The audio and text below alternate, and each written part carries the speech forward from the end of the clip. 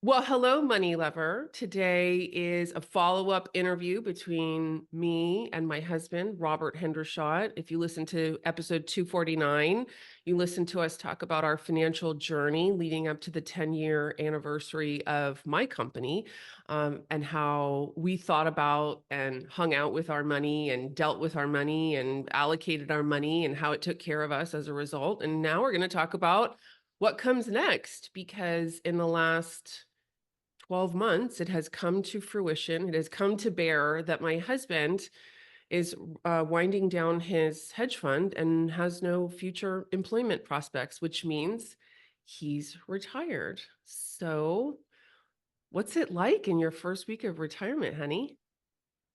It's amazingly busy. I don't feel retired. I Yeah. mean, moved out of a house and out of office, and we're finishing up things here. And there was a lot of work in wrapping up the hedge fund in a responsible way. And that's mostly done, but it's not 100% done. So, to be honest, I don't feel retired yet, but in a sense, I do. I don't have to be on task at 9 a.m. Eastern time every workday, and that's very free. That's true. For many, many years, this man has been at his desk at 6 a.m. Pacific time for the stock markets open. And that has been quite a commitment, especially on Friday mornings after date night, because we usually tie a few on. What do you want to share about how the hedge fund came to be wound down? What do you want to say about how that happened? Because it wasn't planned. It was not planned. I mean, we had been talking about the transition, and if you had asked me 2 years ago how much longer you'd be doing this, I might have guessed 5 years. Okay. And if you had said it'll only be 2 years, I'd have been, oh, shoot, that's not good. But it turns out that it's absolutely fine. The accelerated move was really catalyzed by the banking crisis that happened about 17 months ago when Silicon Valley Bank failed. Everything changed in the banking market. That doesn't mean it'll always be different, but everything changed. And our strategy had always been to look very carefully at, and in a very detailed, data-oriented way, at what had been happening, and then extrapolate into the future. And suddenly, that sort of extrapolation, it just didn't make any sense.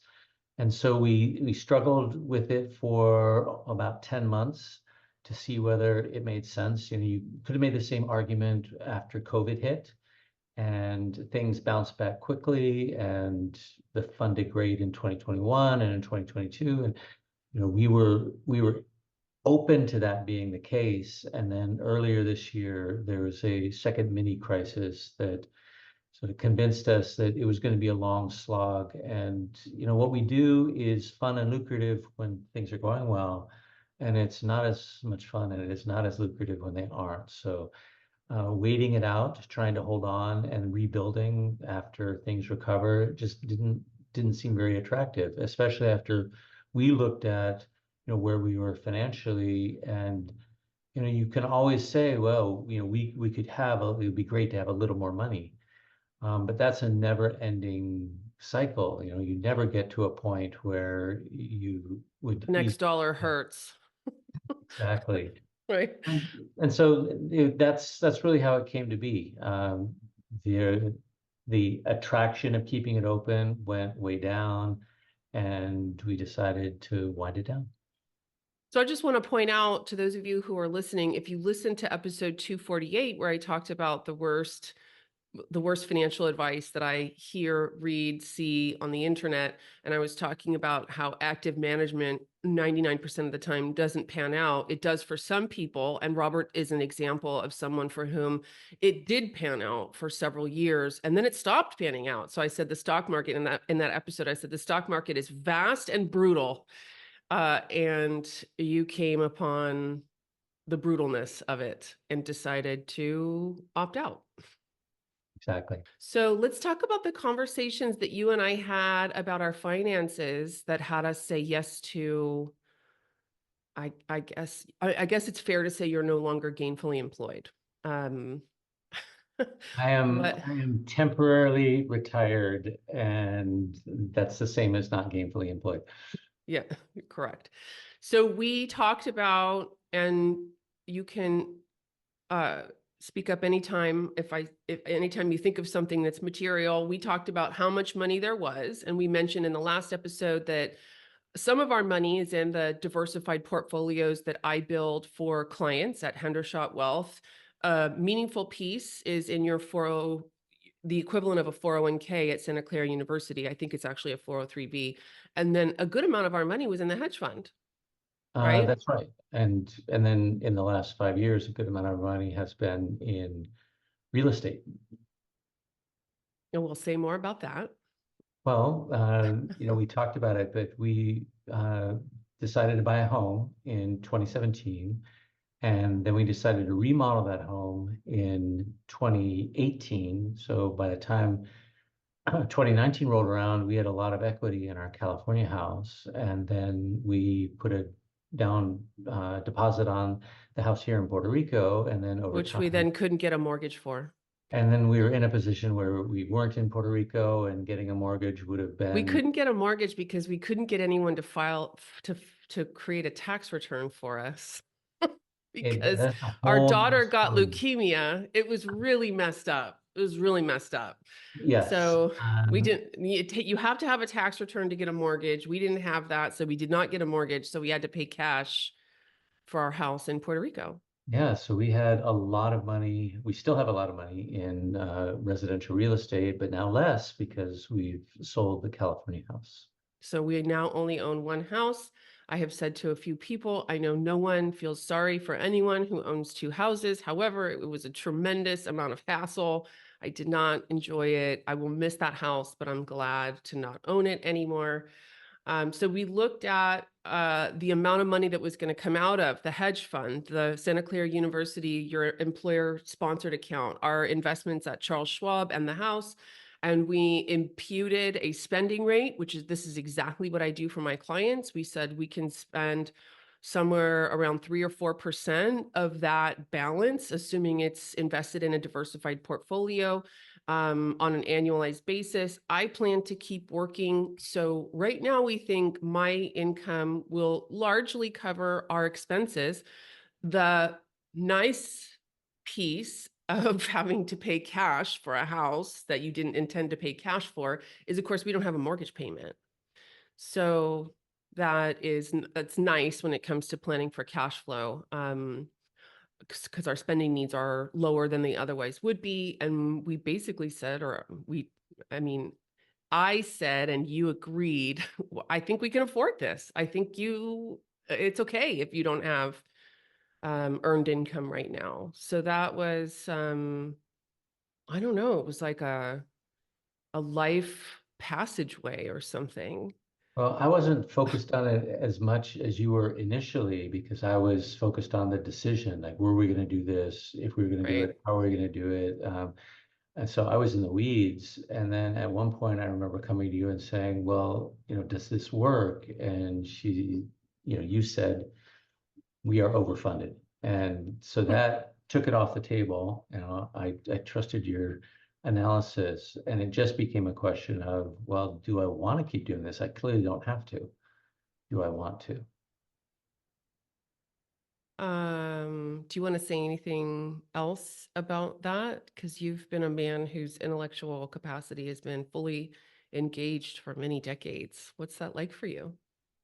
Um, well, there is a book I've been referred to that I haven't read, but I did get that the framework from this book was that there are 4 stages of retirement, and the first one they called vacation, and I'm still waiting for that, but I'm looking forward to it.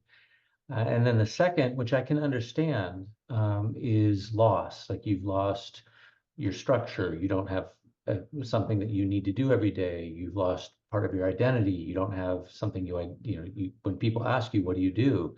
You don't have an answer. So I can get that, but then I've already been looking forward to the third stage of experimentation, some trial and error, like finding new things. Now you have all this space and time. What is it that you might want to do? And then refining purpose.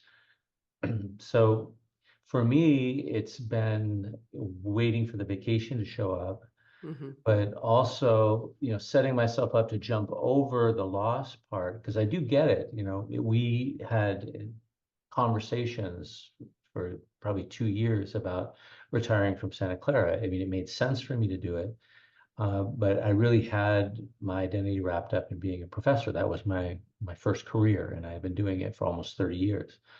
And so that was something that I struggled with.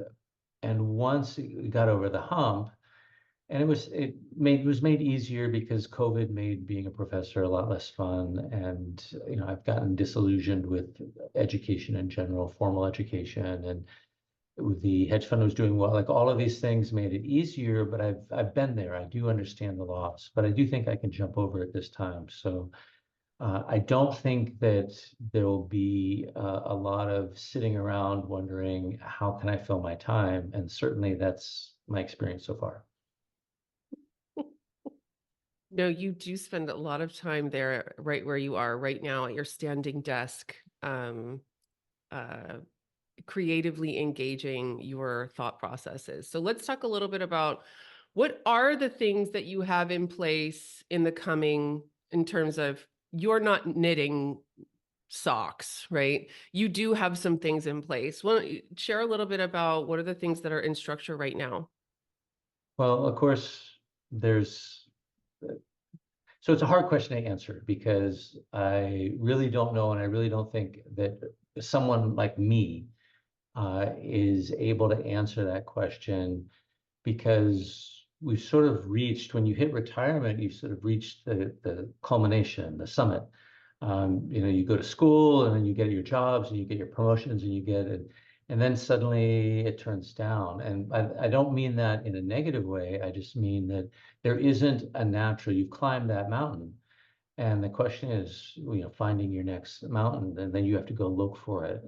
But I do have some work that I've been doing now for 3 years on what we call ingenuism, where at this point I basically riff with my good friend Yaron Brook about different topics that relate to how we view progress, how we view technology and innovation, and how we view the best way to run a business. And so that Okay, well, tell them what ingenuism is. Sorry to interrupt you saying you're excited. Tell them a little bit about, because you have a podcast.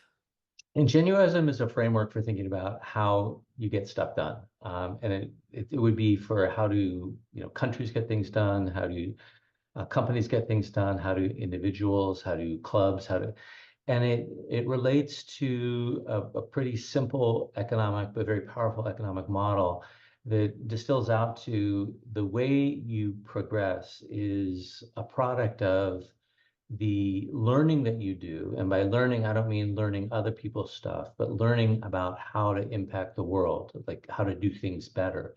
So we call it new insights.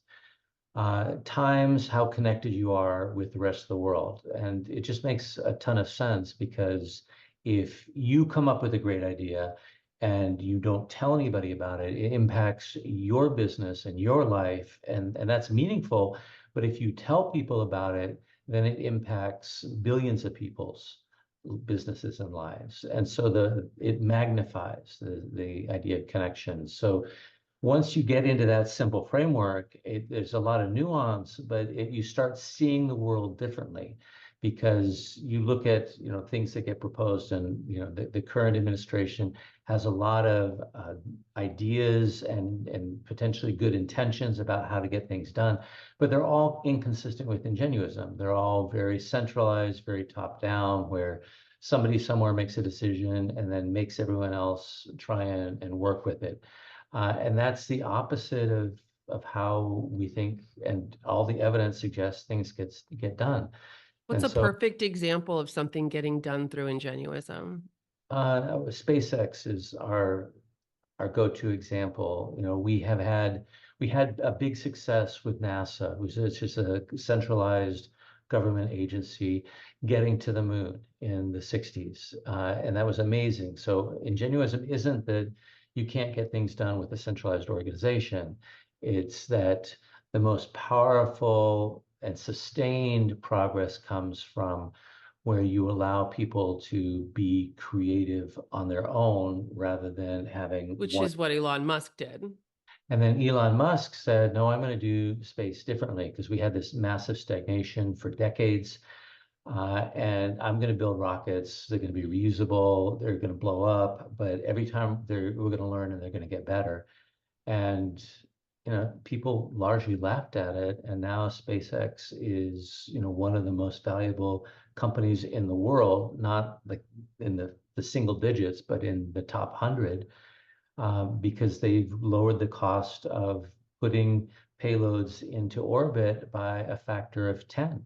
Hmm. And it was all through what we call ingenuism. You can call it what you want, but the basic practice of learning things and then putting them into practice to learn more and always being connected to what are the other options that you can use, what's the other knowledge, what are the other insights that are out there. It's incredibly powerful and it changes the world. So everyone who's listening can obviously tell you are not a man who is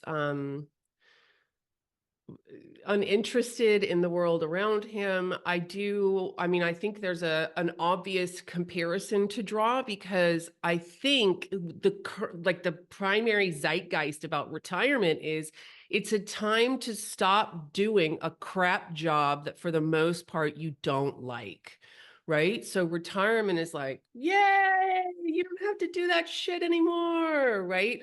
Or maybe it's you worked for decades to save up enough money to finally do this, right? And I think it's a little different for you both professionally. I mean, I guess I'm saying professionally synonymous with intellectually and financially. Do you want to comment on that? Well, I know what you mean, because that is the sort of conventional wisdom of what retirement would mean. And I've been fortunate to not have had that experience. I've had two careers that I loved at least 80% of what I did. I don't think it's, you said fortunate. I don't think it's pure serendipity. I think you created that. And I think anyone who's listening has the opportunity to create that. Yes, I'll take the compliment. Thank you. And so retirement was never like this golden castle on a hill. If I could only get to it, then I'd be happy. Yeah. And at the same time, I'm pretty committed to well, we moved to Puerto Rico in a large part because I wanted to be able to go to the beach every day Yes, you did. and to build some blend of vacation and work and life that would, you know, bring us joy. So there was no waiting, like finally after I retire, now I can go to the beach. Right. And it does make it less of a fork in the road. It doesn't feel like things have changed that much, except I don't have to do committee meetings at the university and I don't have to get up early for the stock market. Uh, so in that way, your retirement is more of a gradual off ramp than this bright line, right? Where they give you a silver watch and throw a party for you, and then the next day you don't have a login to the company email. Um, so let's talk about our plans for the next 5 to 10 years. So first of all, I am not stopping working. So, and something really interesting because the resort we now live in, I mean, before we were part-time in California, residents of Puerto Rico, but now we're full-time in Puerto Rico. And for the most part, and it's largely due to the way people get here, but for the most part, our neighbors are couples where the husband is working and the wife is not because her job wasn't virtual, right? And so I'm rare in the resort in our community that I work, and now it used to be that we were both working, and now I'm even more rare because you're the one who's not working. So you Go could cheer start them playing on. mahjong, pickleball. Yes. Yeah.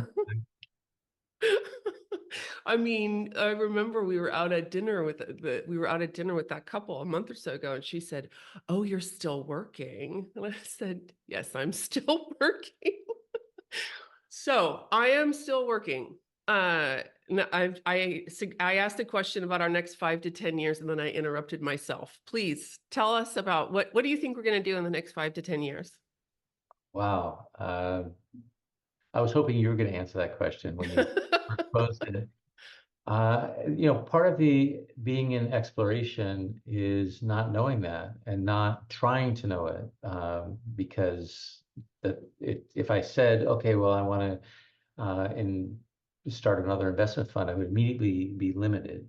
Or if I wanted to learn how to knit socks, I would immediately be limited. But there are a few things that I can definitely see happening. For me personally, I'm looking forward to being better rested and being in better shape. Having that little bit of extra time is not just freeing in terms of your schedule, but it'll be freeing in terms of being able to do things that maybe were the first things to get cut, when things got busy.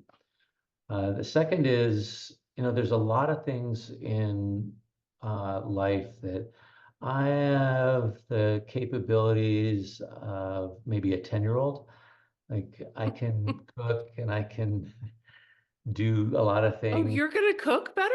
Wow. Well, I'm interested in a few things of elevating where I am, and it's just ironic. I don't know if that's the right word, because of course Harlan is 8, so I'm looking forward to finding some things that she gets good at and I get good at too, because we start at the same level and can do that together. And then as far as the family goes, a lot of it is going to depend on really how temporary my retirement is, where your career choices go. And right now it's easy because we both want to be in Puerto Rico, and you want to be running Hendershot Wealth Management, and I want to be retired. But 10 years from now, not all of those, actually, maybe none of those will be true. I'm getting some feedback from my producers that when you said you're looking forward to being more rested, they heard arrested. So I just want to clear up. Well, I never have been arrested, so in the exploration phase, I can end up in a Puerto Rican jail. Oh goodness, I really have no comment. Okay, and then it's worth saying just as a point of information that as a couple, we of course are waiting. We really are, like, a large part of our plans are potentially bifurcated. We're waiting to see what happens with our daughter's health, and neither of us feel comfortable or excited about making plans that ignore that possibility. You could also call it a fork in the road for us. So in terms of making plans, in many ways, we're waiting, and that's 20 more months as we record this today until she's considered cured. I'm going to argue that because she is definitely Oh, cute right now. okay. And it is true that we both struggle with the fact that there is a risk that is very well known and quantified, and that it would be hard to ignore, but it would also be irresponsible to ignore. Um, and what this entire episode, the dual episodes with leukemia, has taught me is that those risks are always out there. They're usually ones you're not worried about. In this case, it is something we are worried about, and it does cloak the future, and in ways that I would, in a lot of me would like to just ignore it and put it aside and just get through the next 20 months. Right, But the right. reality is, 20 months is a lot of the rest of our time with Harlan liking us. So we're going to take full advantage of it. No, and I am envious of your I mean, I have to remind myself that in it when the mom, because it's more typical for the mom to stay home and the dad to go to work. Kids don't grow up having 10 times the relationship with their mom that they do their dad. And I'm envious because you're going to have more duration of time to spend with Harlan. And I have to remind myself that that doesn't necessarily mean she'll forget my name. Uh, um, let's see, what was I going to say? When I met you and, as your hedge fund was getting bigger, I just want to acknowledge you because a lot of your life philosophies are coming to fruition. It's this very gentle, and like you've described it, it's not a major lifestyle alteration for you because you've always had a sense of trading a few things so that you could have more rest and more peace and more sanity in your life. And I didn't have that when I met you. I mean, I was a major workaholic and I maybe am like, I don't know, 30% recovered. I'm not saying I'm no longer a workaholic, but I used to tell people my husband has two full-time jobs and he naps every day. The man takes naps in the middle of the day. I used to say to you, if we could bottle what you have, we would be billionaires because it's so much of what people want, right? I mean, there's whole industries that are about getting the kind of peace of mind that you just sort of naturally have and cultivate. And so, yes, the part-time, what did you call it? Beach lifestyle, beach vacation lifestyle, something like that. Yep. What's the phrase you've been using for years?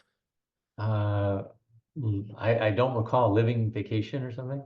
Something like that. Yes. And so we've been doing that. And so thanks for what that's done for us and for me. And kudos to you. Again, I've been living with you for 10 years and it hasn't fully rubbed off on me, but maybe I'm just a big resistor.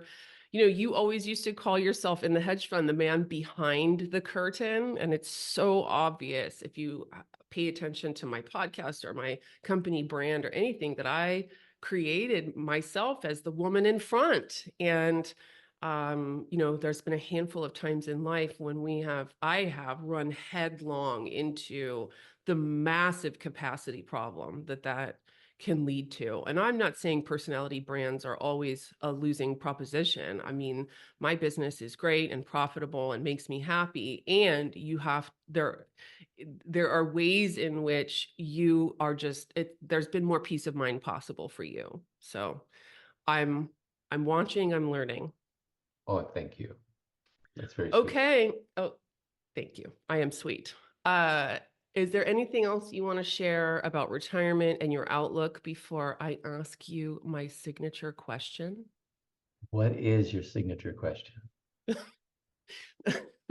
My signature question is, if your money were writing you a love note, Uh, what would it be thanking you for? when you first mentioned this question, it I know you criticized blew the my question. mind. I know. Because you know my first reaction was, well, I should be thanking my money because but what was immediately there is, in a loving relationship, it is it goes both ways. So if you're going to talk about love your That's right. money, it has to go both ways. So it's a cool way to think about it. And my money would, well, let me back up. So my experience of life with money has been that it shows up when we need it. A good example is before our wedding. We were talking about how we were going to pay for the wedding and dipping into savings. And I'll make it short, but in 2008, we had started working for a hedge fund, and we had just started in an Is this engagement. how short? How short is this going to be? Going to be about 4 years. Okay. Uh, Okay, go ahead. And if those of you who can remember 2008, everything went to hell, and they had their assets custodied at Lehman Brothers, which failed, and all the assets were frozen, and they were frozen, it turned out, for 5 years. And so our engagement was interrupted. We went on to do our other things, and 4 years later, we launched the hedge fund. But 5 years after that, the assets were unfrozen. They finally worked through the whole Lehman bankruptcy. It took 5 years. Mhm. And the hedge fund was able to calculate our profits on our positions that have been locked up for 5 years. And we got paid our incentive fee, our share of those profits. And it happened to be like 10% more than the cost of our wedding. So we ended up not having to dip into savings because this money showed up from things that we're doing years and years before. And I think my money would say, thank you for setting me up to help you. That because for me, when I expressed it to you the first time, money, it just seems like it works out. And you said, but that's because you did things and took actions in the past. And I was always there for my money, even when it wasn't obvious. Like it seemed like that money was gone. And then the money would always show up for me and for us. And that is what my money would thank me for. Thank you for taking those actions. Thank you for doing those things. Thank you for setting me up to support you. Just like I would say the same thing to you.